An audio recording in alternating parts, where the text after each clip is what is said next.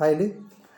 జగన్మోహన్ రెడ్డి గారు శ్రీవారి దర్శనానికి వెళ్తున్నారు. అయితే టీడీపీ నాయకులు, టీడీపీ ప్రభుత్వం కూడా కావచ్చు, ఆయన దగ్గర నుంచి డిక్లరేషన్ అడుగుతున్నారు. డిక్లరేషను ఎవరైనా అన్ని మతస్థులు వస్తుంటే మేము డిక్లరేషన్ తీసుకుంటామని అంటారు. అరే బాగుంది. అయితే ఇంతకుముందు జగన్మోహన్ రెడ్డి గారు ముఖ్యమంత్రిగా ఉన్నప్పుడు నరేంద్ర మోడీ గారు తిరుమల దర్శనానికి వచ్చినప్పుడు ఆయన ఇద్దరు కలుసుకొని వెళ్ళారు. ఆ రోజు బీజేపీ నాయకులు, బీజేపీ అధ్యక్షులు కావచ్చు, ఆ రోజు ఏం మాట్లాడలేదు. ఈరోజు బీజేపీ అధ్యక్షురాలు పురంధేశ్వరి గారు డిక్లరేషన్ అడుగుతున్నారు. మరి ఆ రోజు ఎక్కడికి పోయింది? సరే, హోమ్ మినిస్టర్ నా దగ్గర ఎప్పుడు బైబిల్ చేతిలో ఉంటుందని చెప్పింది.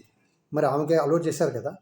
మరి ఎందుకు ఈ డిక్లరేషన్? సోనియా గాంధీకి డిక్లరేషన్ అడగలేదు కదా, రాజశేఖర రెడ్డికి డిక్లరేషన్ అడగలేదు కదా. మరి ఎందుకు అంటే ఏదో ఒక ఇష్యూని తీసుకురావాలా, జనాల్లో పెట్టాలా. ఇట్లా పరిపాలన చేస్తే నడవదు సార్ ఇది.